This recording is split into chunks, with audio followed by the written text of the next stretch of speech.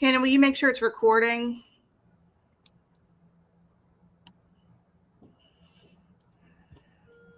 Hi, everybody. My name is Sarah Harris, and I'm the Director of Programs with West Virginia Free. I wanted to welcome you all today to day one of our virtual health convening. On this topic, we're going to be talking about family planning, but if you stay tuned with us all week, you'll get to hear what some of our other presentations are. Tomorrow, it's reproductive chat with Dr. Yvonne Lee Long, and we're going to talk about comprehensive pregnancy options in West Virginia. Today, again, it's family planning, and we have some exciting guests with us here today. We have Melanie Riley with the West Virginia Perinatal Partnership, who is our training extraordinaire for Love Your Birth Control, which is on its 5th year. We also have Carrie, Linn, and Deanna Ellison with the West Virginia Department of Health and Human Resources, and they're here to talk to us about Title X and family planning options throughout the state of West Virginia. So, again, thank you so much to all of you who are tuning in live. Our hope is that this conversation will be something that is meaningful to you in your journey in life, and that this can be a resource that you come back to. So today's presentation is going to be recorded. If you miss anything, if you have to go, we understand that life happens.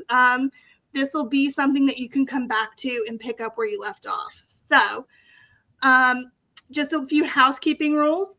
If you have questions at any time during this presentation, please feel free to drop them in the chat.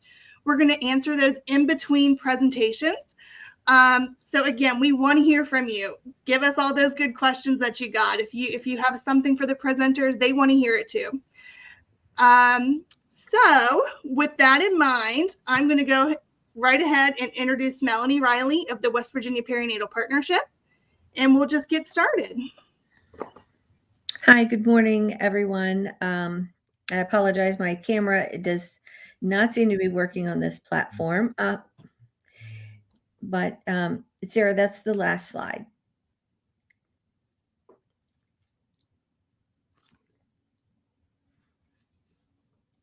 So when Sarah mentioned that I'm the trainer extraordinaire, thank you very much for that, Sarah. But what she's talking about is that I have been doing the Love Your Birth Control trainings for this project since 2018 when we started.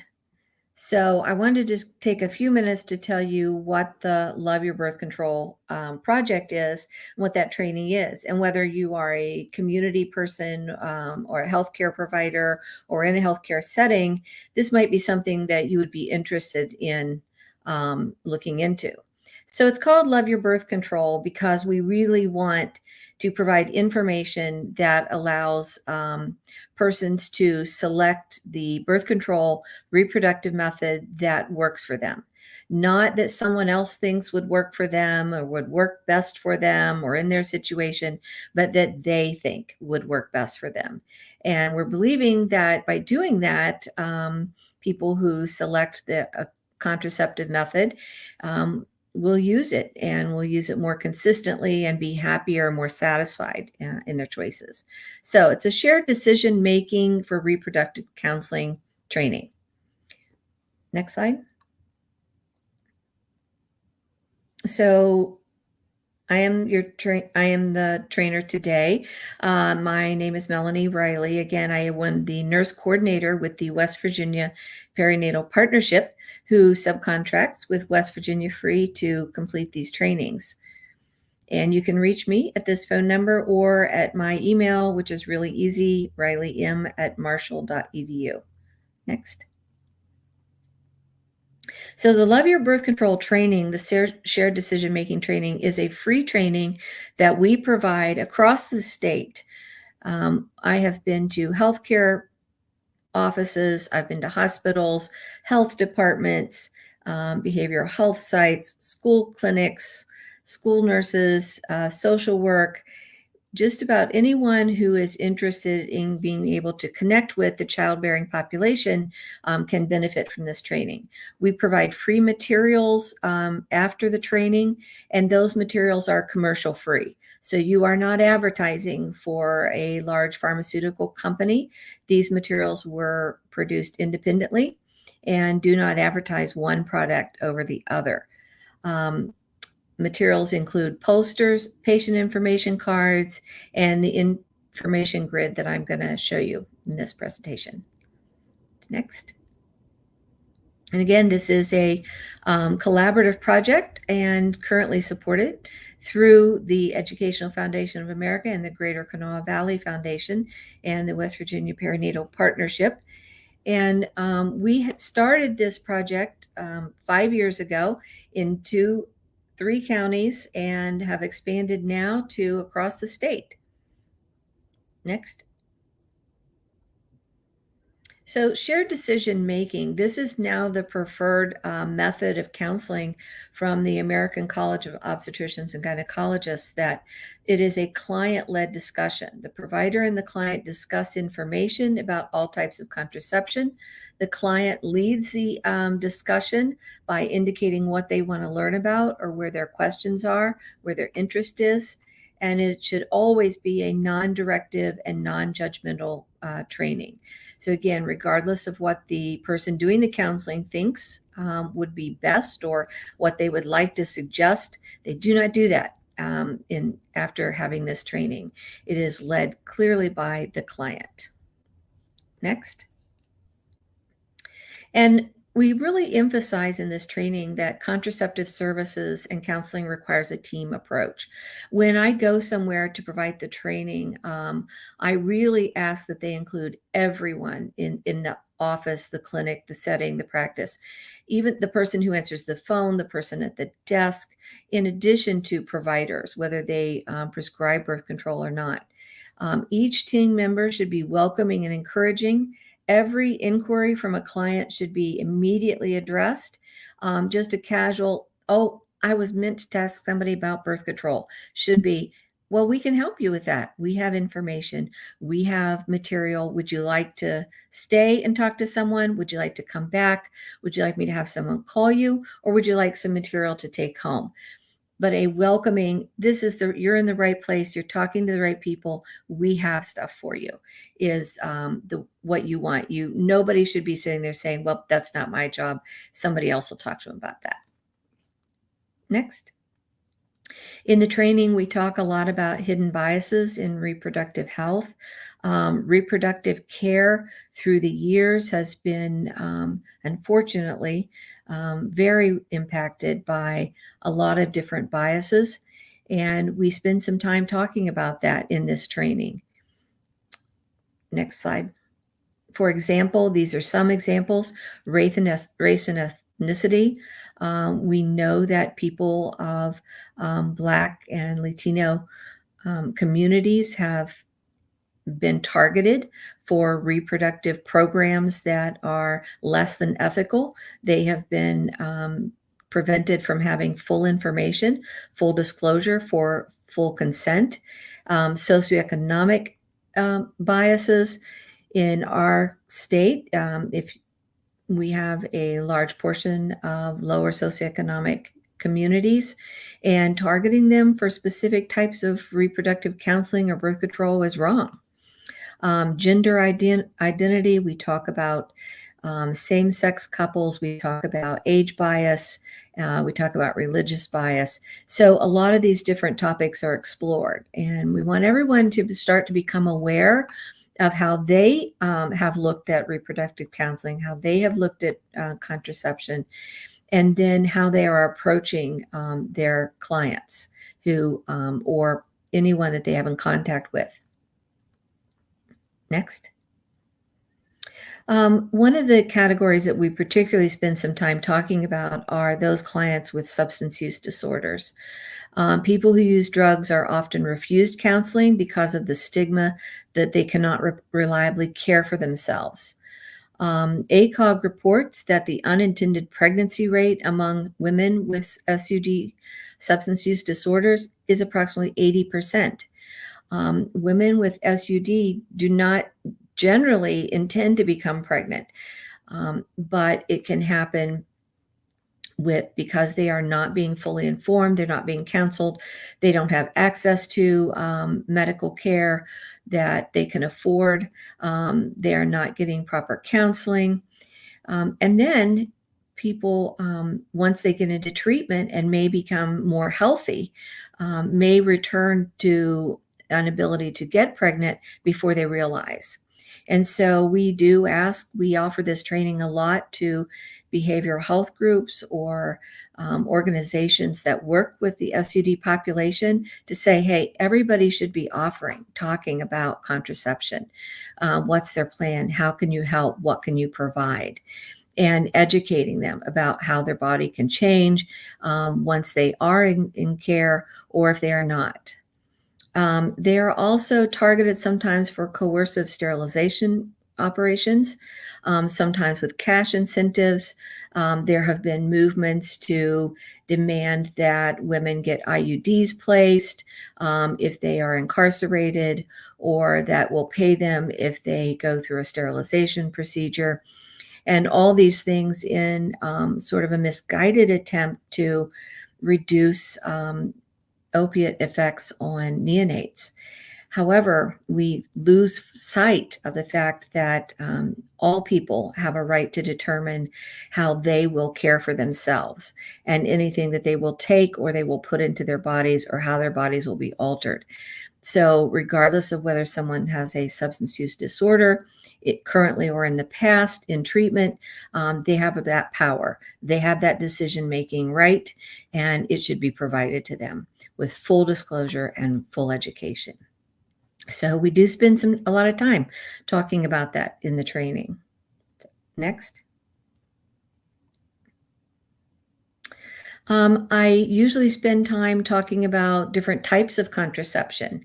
Depending on the site where I'm doing the training, some organizations are very familiar with different types of contraception. If I'm giving a training to an OBGYN office, for example, I can go through types of contraception pretty quickly. They have all the information. They're the choir, so to speak. But I'm giving this same talk possibly to home visitors or to a social work group or people who work with in behavioral health. They may need more time spent on different types of contraception. So we do break it down. I talk about barrier methods. I talk about hormone-based products, different ones. We talk about implants, and I talk about long-acting reversible contraceptives, or LARCs, so that everyone understands, or if they don't have a good knowledge, I'm providing resources of where they can increase their knowledge before starting to talk to or counsel clients. Next. So long-acting reversible contraceptives, as I said, a lot of times we talk about LARCs, and we just assume everybody knows what that means. It does mean you put them in the body. They remain for a long time, 3 to 5 years generally, but they are reversible. They are not permanent. They can be removed at any time on the client's request. They do not impede or reduce the chances of future pregnancies. That is a myth. For years, many people have been concerned that placement of an IUD they'll have trouble getting pregnant then later if they want to. And that simply is not the case. So you have IUDs, a small T-shaped device that goes inside the uterus. It goes past the cervix inside the uterus, and they're very soft, very flexible, and they remain in place. And then the implants, such as the Nexplanon, and that is the small rods that go in your arm. So if you are interested in either of these and want more information, talk to a healthcare provider, or there are some reliable sources online where you can go and learn about long-acting reversible contraceptives. But they're not for everyone. So if you don't think that you are interested in an implant, or your client is completely against having something placed in their body, even though it can be removed, this is not the option for them. Next. Permanent sterilization. In the past, we referred to this as getting your tubes tied. And I like to make the point, then make sure that everybody's aware that in general now, this procedure is not just a mere tying of the tubes or placing a clip or a clamp on, but nowadays they are generally totally removing the tube. So these absolutely should be considered permanent. Reversal is very difficult, with a very slim chance, I think, of less than 1% of being successful. And so if you are starting to talk about, well, I'd like to have a permanent sterilization, then really talking to your provider about what procedure they use. Are you removing all of the tube? Are you removing a piece of the tube? Or are you using a clip or a tie that is easier? And as I said, in general, most providers now have moved to the tube removal. Hysterectomy is where the whole uterus is removed. That is not reversible.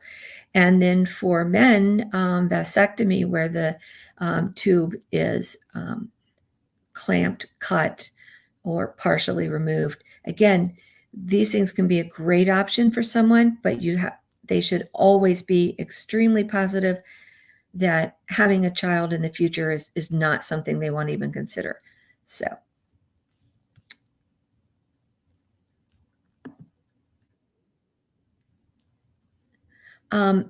HIV specific information, we do like to make sure that when we are counseling or we are providing this training, that we touch on HIV specific information.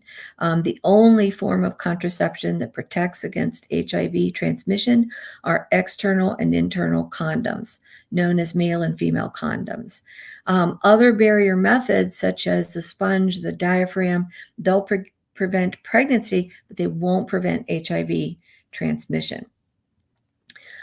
Things like the implant, the shots, the IUDs, again, can be used to prevent pregnancy, but again, they do not prevent HIV transmission. So we like to make sure that those people getting our training do understand that important piece. Next. We really encourage a screening process where providers, regardless of what they are seeing a patient or a client for in the healthcare setting, that they assess their pregnancy intentions. Do they plan on having a pregnancy, having a baby in the next year? If yes, great. It's a great opportunity to talk about healthy start to pregnancy, taking folic acid and reducing weight and getting blood pressure under control or diabetes. It's a great opportunity. If they say no, the follow-up is, what's the plan? And can we help you with that plan? So every patient in a healthcare setting, just screening. What's their intention? What's their plan? Next. We talk a lot about communication in this training and getting people to start asking more open-ended questions about their contraceptive past. Instead of just saying, I see you're on birth control pills. Are you taking contraception? Yes or no? And moving on. But asking, I see you're on birth control pills. How's that working for you? What do you like? What don't you like? Do you find taking them easy to remember? Do you have any concerns? Would you like any additional information or information about something different?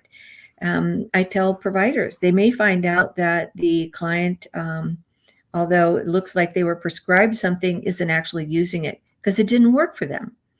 They had side effects. They didn't like the way it made them feel. They couldn't afford it, whatever. And so we need these open-ended questions. Get clients to tell you their story. Get them to tell you what's happening so you can better help them. Next.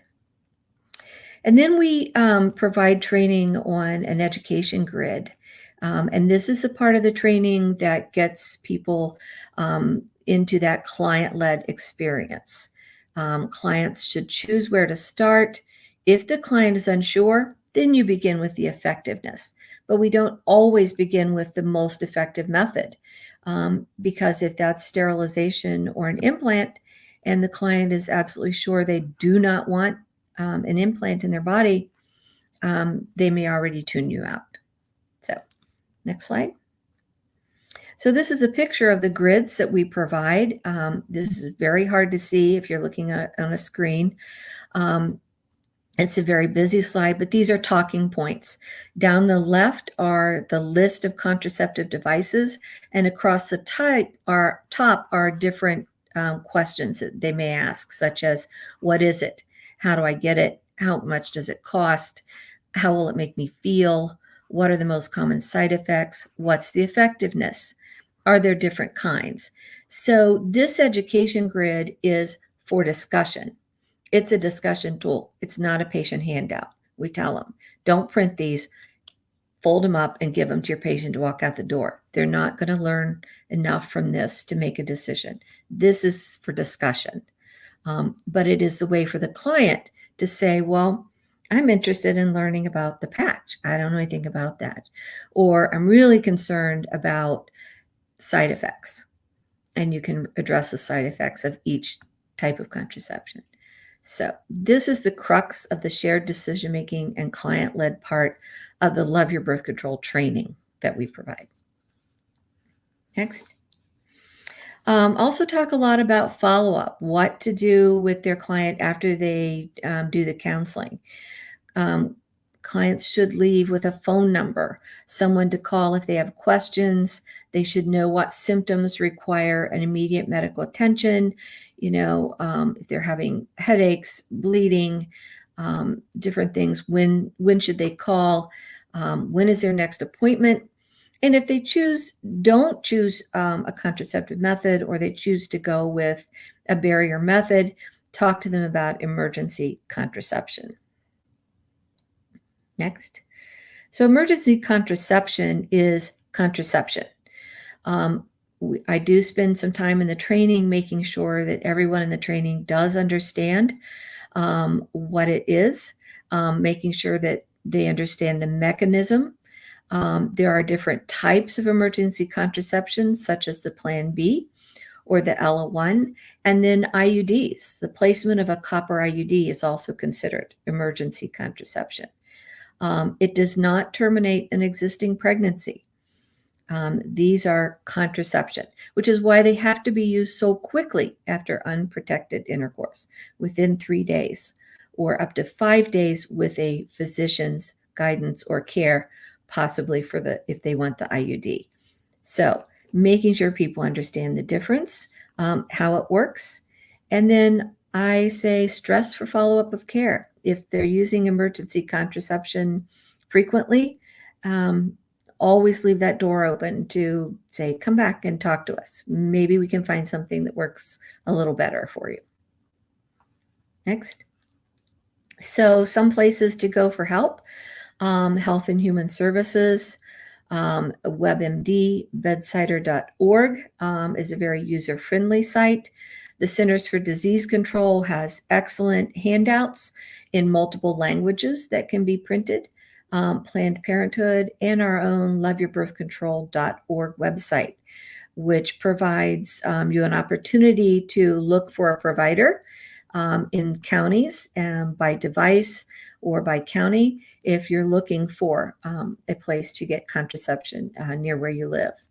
So if you haven't checked out our website, loveyourbirthcontrol.org, take a look at that. You may find additional resources there. Next. So questions?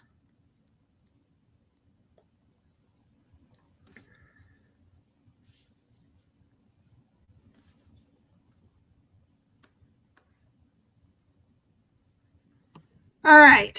Sorry about that. We're still learning this platform. So do we have any questions in the chat? Thank you, Melanie, for that wonderful presentation. I'm so glad that you could join us today, and I'm just so thankful that you have been a part of this project from the beginning, helping even co-write it. The presentations that you do across the state are held in such high regard. So thank you so much for all of that. You're welcome. They're very enjoyable.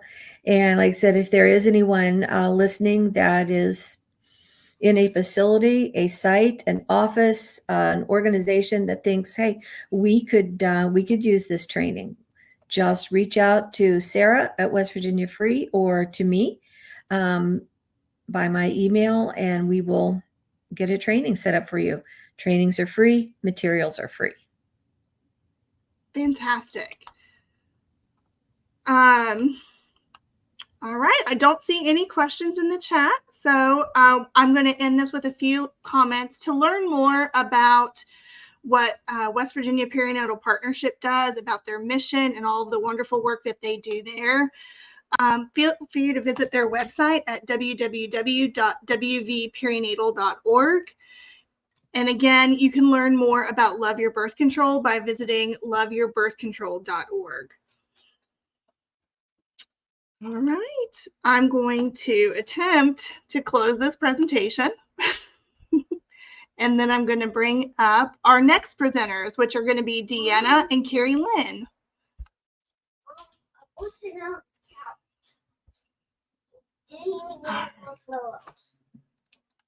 we go. All right, Carrie Linn, are you starting or are you Deanna? Dina. Dina. Good afternoon, everyone. Thank you so much for including us and inviting us to participate today. And Melanie, thank you so much for your presentation. The Perinatal Partnership has been a longtime partner with the Title X Family Planning Program here in West Virginia, and we're always excited to be able to work with them. They do awesome work, and it's good to know that this program is continuing 5 years in. It's a big difference for a lot of the people that they speak to. And Margaret had posted something in the chat box about ideas for training sites and how to suggest that. And she's got the answers already in there. So hi, Margaret. But anyway, thank you again to West Virginia Free for including us. So I'm just going to give you a little bit of background. First of all, I am not Cathy Howell, and she is so sorry that she was not able to make it here today. Cathy is our training and compliance coordinator, and she has come down with an illness and is just simply not able to talk. So I am seeing this slideshow with you for the first time, other than when it was in document approval being proofread for this event. So I'm going to ask you to go ahead and switch the slide, and we're probably just going to have a conversation. And I'll try to share as much with you as I can about the family planning program. And we've lost Sarah, Hannah, somebody. If you could switch the slide, we'll move on to the next thing. Thank you. So Title X, as it says on the slide, is the only federal grant program dedicated solely to providing individuals with comprehensive family planning and related preventive health services. What is really interesting about this is the West Virginia Family Planning Program has been part of Title X since 1970. For many, many years, we were the only grantee in the state of West Virginia. In 2018, Adagio Health applied for a small portion of funding, and they did receive funding for a couple of years. They're not currently funded, so we are the only Title X funded family planning resource in the state at the moment. And of course, under Title X, there is a broad range of services that you can receive. Reproductive health services for men, women, couples, anyone looking to space their children and plan their families. You can see the services listed on the slide. What I liked about Melanie's presentation is she mentioned planning out those pregnancies, and that's one of the things that is included in every family planning visit is a reproductive life plan, where they sit down with the client and they say, do you want to get pregnant this year? And if they do, here's some things that we can help you with that can help you have a healthy pregnancy. But if you don't, let's talk about your birth control options. And of course, every family planning site has a wide variety of FDA approved contraceptive methods. They do pregnancy testing, they do opt-in counseling, they do STD testing. So there are a lot of things available for people who visit a Title X family planning site. If you could switch the slide, please.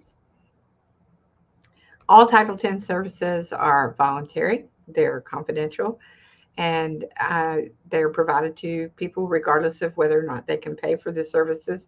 You also do not have to be a West Virginia resident to receive services in a West Virginia Title X clinic. Your residency doesn't have any effect on your ability to receive services. And something that we've learned over the years is that sometimes those Title X clinics are the only source of health provision for the people who go there. A lot of women only see their family planning provider and they don't see any other healthcare providers. So we do feel it's very important to let people know that we're out there and we're available. We may not be able to cover everything that that female needs when she's there, but we can at least let her know, hey, you're here for birth control, but your blood pressure is a little high today. So we're going to give you a referral. She may not follow up on it, but at least there is a doctor who has his pulse on that this woman is getting some additional looks that she may not have gotten if she wasn't seeing a healthcare provider at all. So if you go ahead and switch the slide. This is a list of available services. We've talked about some of them already. Again, the screenings that we do for cancer, the screenings for other health-related issues like diabetes, mental health. Again, if this is their first source and their only source for healthcare, we can catch some of those things and maybe get them to somebody that can make a difference for them. So we're in a unique position that that we can help people get those extra services that maybe they don't even know they need. Go ahead and switch this on. Who is eligible? Really, anyone could be eligible for family planning services. These are some criteria that we look at. We want to serve people who may not otherwise be able to get services. So if you have an entry-level job, minimum wage, or low pay, if you're unemployed, if you're a student, if you can't afford your method of birth control, maybe you have health insurance, but it doesn't cover that. It doesn't cover what you want, or you don't have health insurance. The specific thing that is an attractive figure for a lot of people seeking family planning services is that if you want to have confidential services without anyone else's knowledge, and it doesn't matter what your age is or what your marital status is, those services are available through Title X. If you're a teenager and you're looking into birth control for the first time and you don't believe that you have an adult in your life that would be supportive, family planning can help you get those confidential services. And maybe if you're a married person and you do not want to have a child, but your spouse doesn't want you to be on birth control, so you need to seek out those confidential services.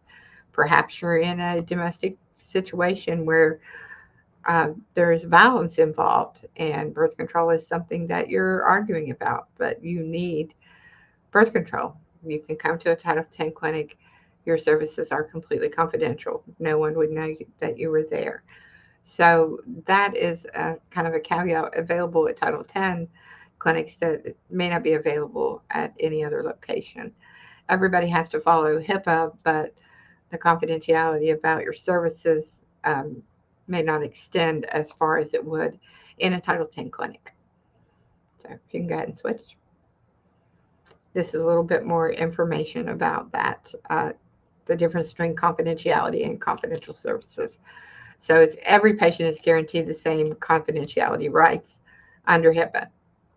However, because services from the West Virginia Family Planning Program are provided under Title X, patients may request confidential services. And it's kind of like the billing and record keeping part.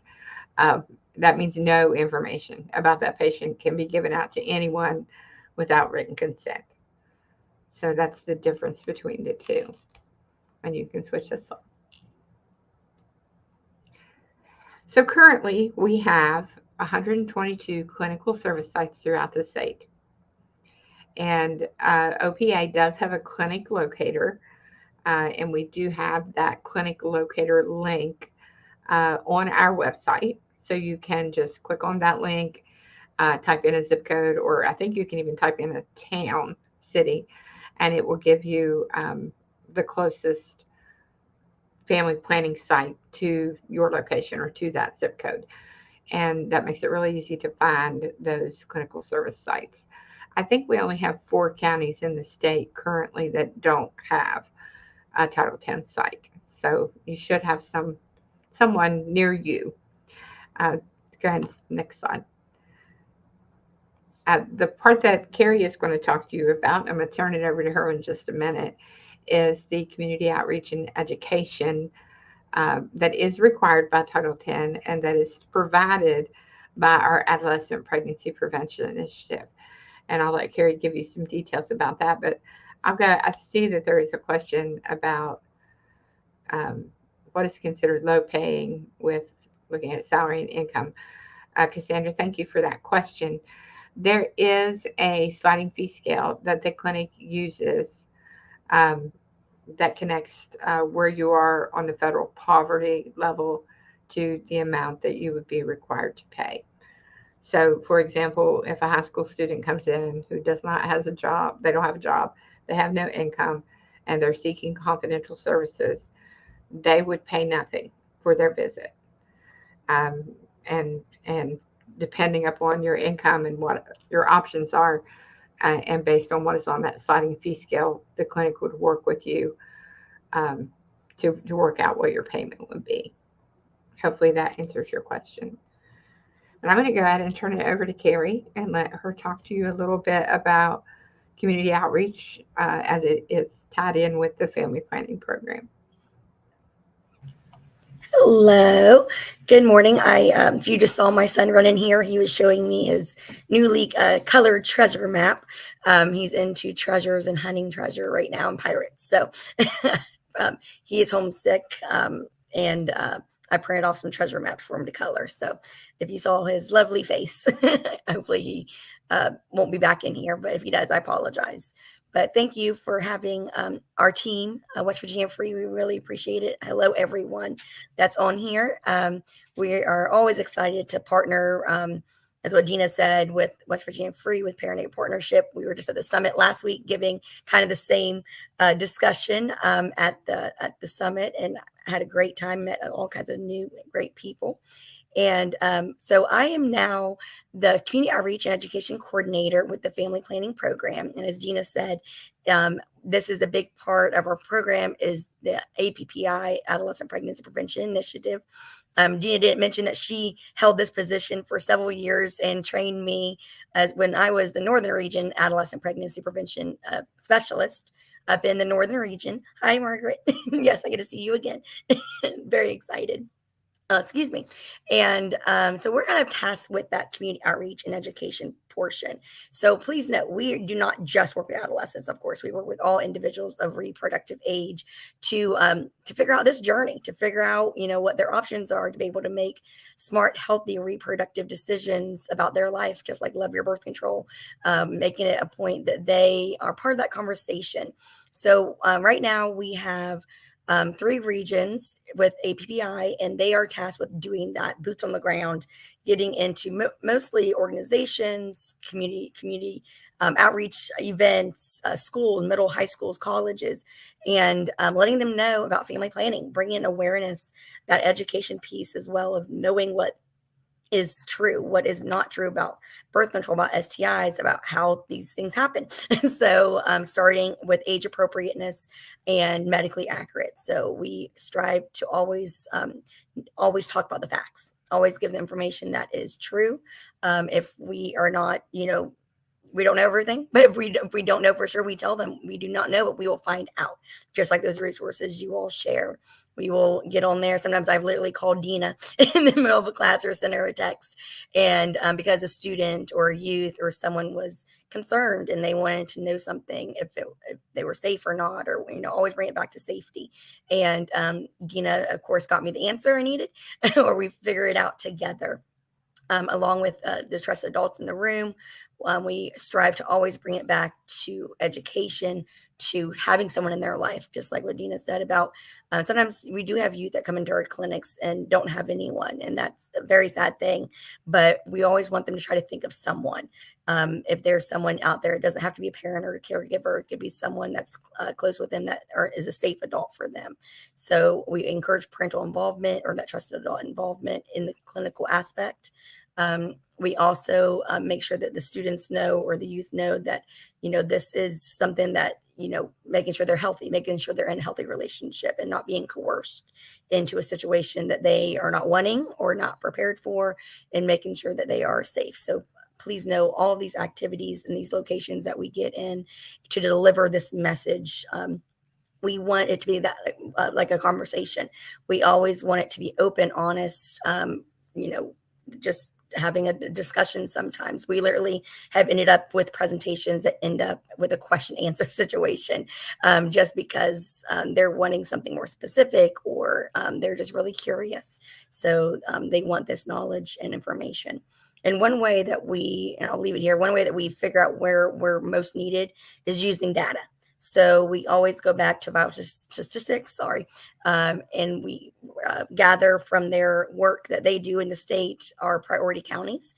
So this is one thing that we can offer people that are in the workforce or in the schools or in the communities that need information, and maybe they're having difficult time finding someone to give their students or their youth information, or having a barrier because of someone in the room or someone in the school is worried or scared or needs more information. So that's one way we can help. We can go in person. We can do now virtual meetings. we can use that data sometimes to kind of let them know, hey, not saying this is, the end of the world, but, this is showing there's an uptick, or there's something going on that maybe we're having some more teen pregnancies, or teen birth rate is going up a little bit. How can we support you? How can we meet you where you are in your community? And what are the ways that we can kind of, help out? So we always want to assist. We always want to be hopefully welcome in the room. And it takes time. It takes trust. And I do believe our team with Adolescent Pregnancy Prevention Initiative are capable and able to do that. And we always want to serve all of our community members the best we can. So sorry, that's a lot of information. So I guess we will just open it up there to questions.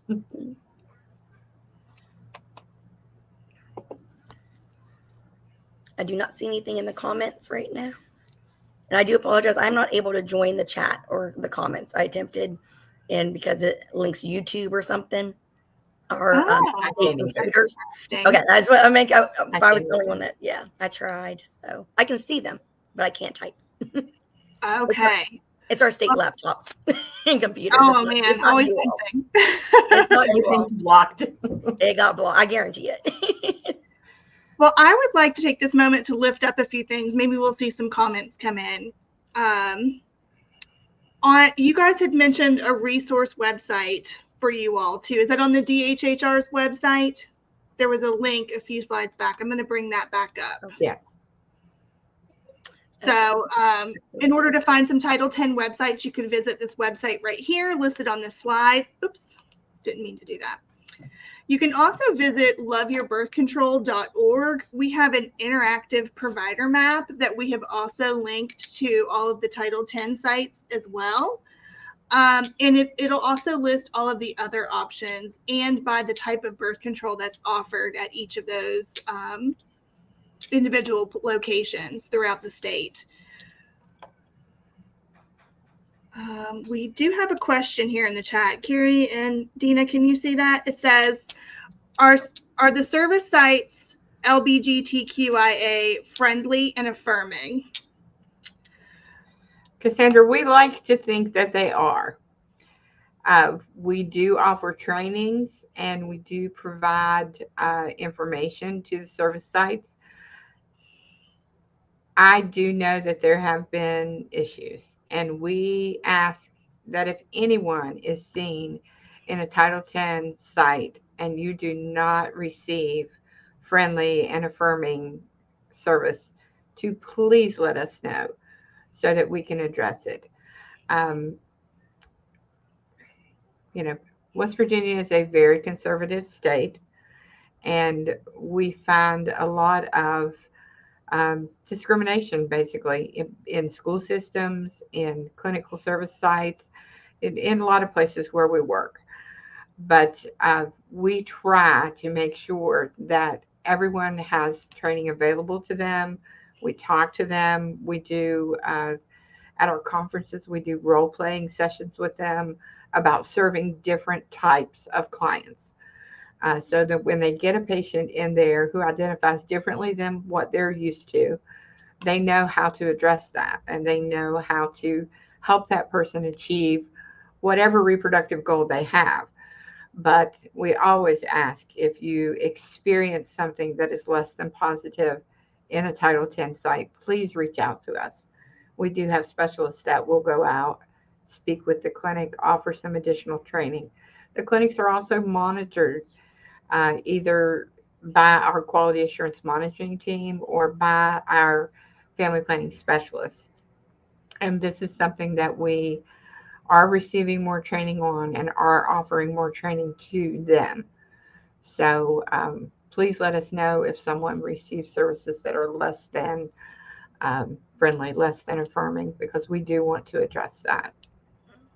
Yes, and on our national website for not our website, I guess, but Reproductive Health National Training Center, during the cultural competency, it is part of that training, and I do remember that recently being required of them as well to take that training. So, yeah. But just like teen friendliness, one of the things that we can help out with clinics is making sure that all staff involved, just like Love Your Birth Control, are teen friendly, youth friendly, LGBTQ plus friendly. We want everyone to have this, a same great experience.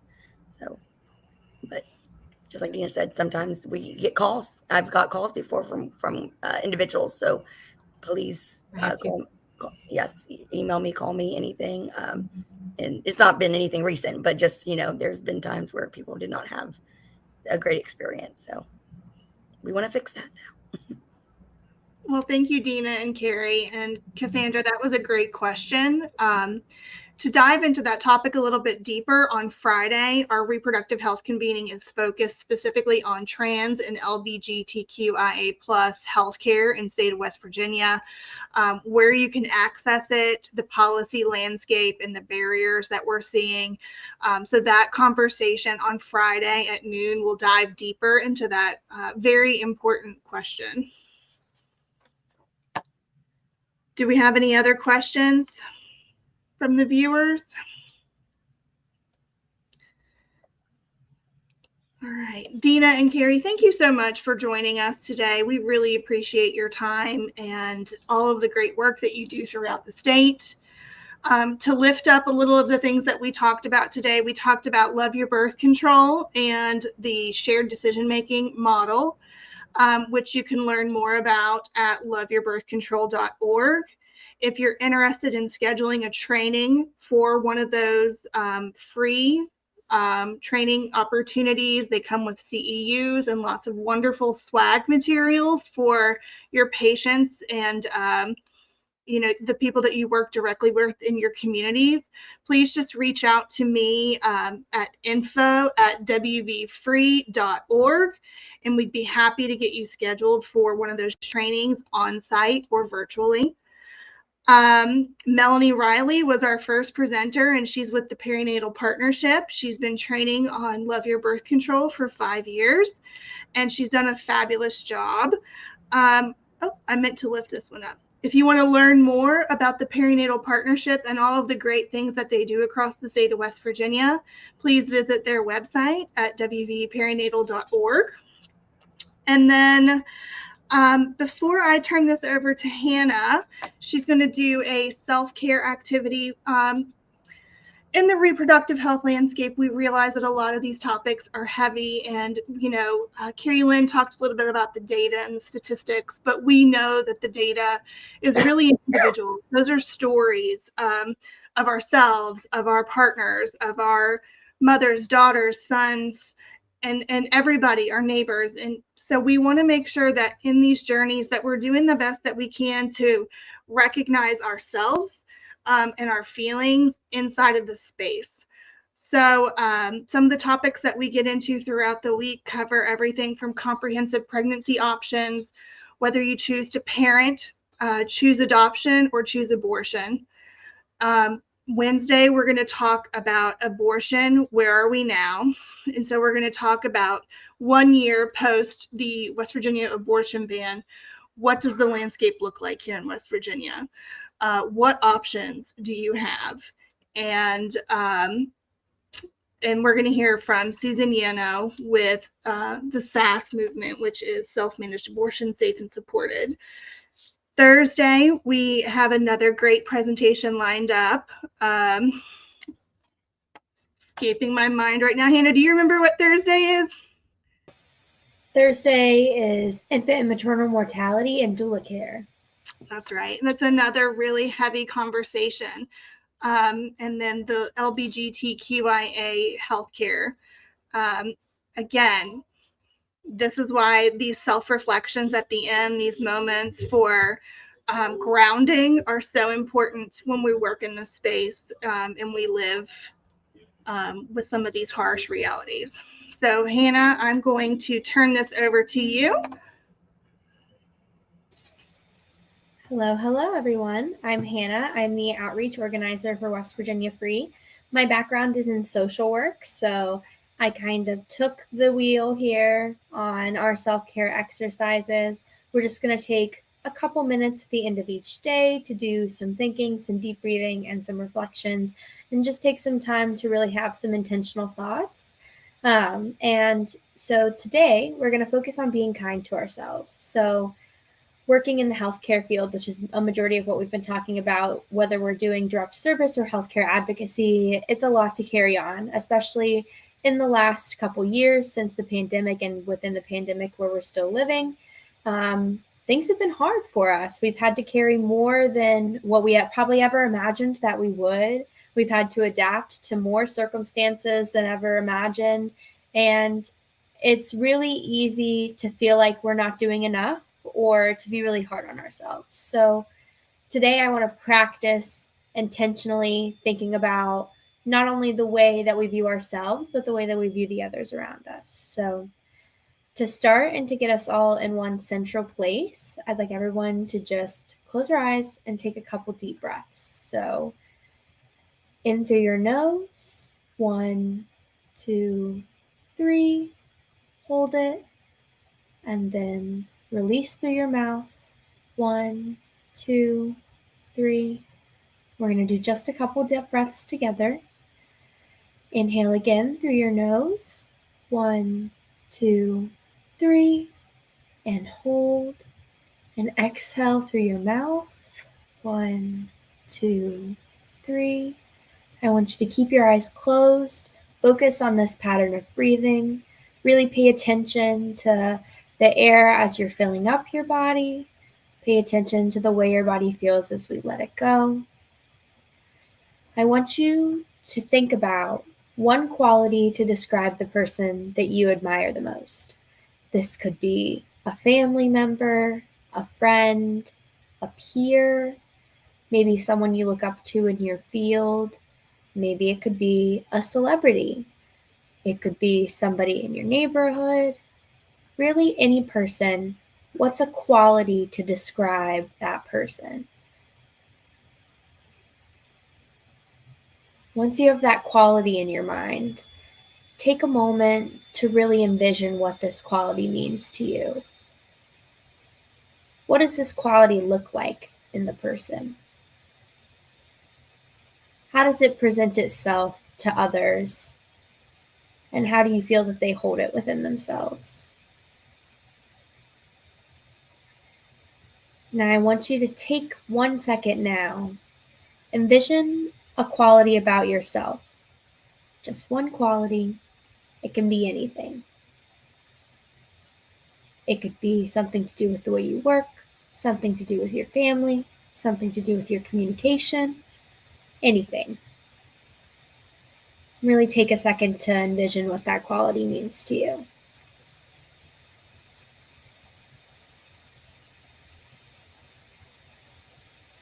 Now I want you to think about these questions for a moment. Was the quality that you chose for yourself negative or positive? Was the quality you chose for someone you admire negative or positive? What area of life does that quality you chose for yourself relate to? Does it relate to yourself as a worker, as a family member, as a caretaker, as a partner? Think about the difference between the qualities that you chose for yourself and the qualities that you chose in the person that you admire the most. Take one last deep breath in. 1, 2, 3, and hold it. And then let that last breath out. 1, 2, 3, and go ahead and open your eyes. So the purpose of this is to take some time to examine how we view others, particularly the people that we admire. Using that word admire sets a tone for what kind of quality we're likely going to choose, and also look a little bit about how we view ourselves. When we talk about someone we admire, we put that positive connotation on it, it sets an idea for what you're going to think. But when I asked you to think of a quality about yourself, I didn't use any feeling identifiers, just pick one thing about yourself and think about it. Not always, but in lots of cases, we can be harder on ourselves than we are on other people. In both questions, we ask you to specify a quality. What would your answer to these questions have looked like had I asked you to specify a positive or negative quality? No matter what the answers are, I hope that this offered everyone a little bit of space to focus on their breathing and to take a little bit of a deeper view in how we view ourselves, and to remind us to give ourselves the grace that we give other people. And now I can turn it back over to you, Sarah. Hannah, that was beautiful. Thank you so much for putting so much energy and thought into these mindful reflections. As always, you knocked it out of the park. So thank you. Well, I guess that's it for today. We did have one more question that came in a little bit late.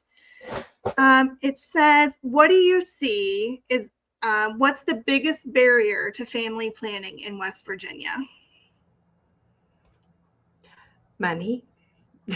Money. That's a money is a barrier. We would love to have more money to fund more activities, more sites, more opportunity. But also, because we are such a rural state, transportation is also a huge barrier. And we see that in any kind of health care. People can't get to where you are. So coming up with solutions for transportation opportunities for people, whether that be having a mobile unit or having sites that can operate in different locations, like school-based or university-based, where they can go there instead of having to go to a clinic in their home community. Those things are helpful. So give us more money and the opportunity to be mobile, and we'll take care of all of you. But those are the two biggest things that come to mind when anybody asks that question. Yeah, resources and transportation are a barrier across West Virginia when it comes to social work issues. Well, we hope that everyone learned a lot from this presentation. Thank you again to all of our presenters for your time and your talent. And we hope that the viewers will join us again tomorrow when we welcome Dr. Yvonne Lee Long to the stage as we talk about comprehensive pregnancy options in West Virginia. All right. Thank you all so much. Have a great day. Thank you.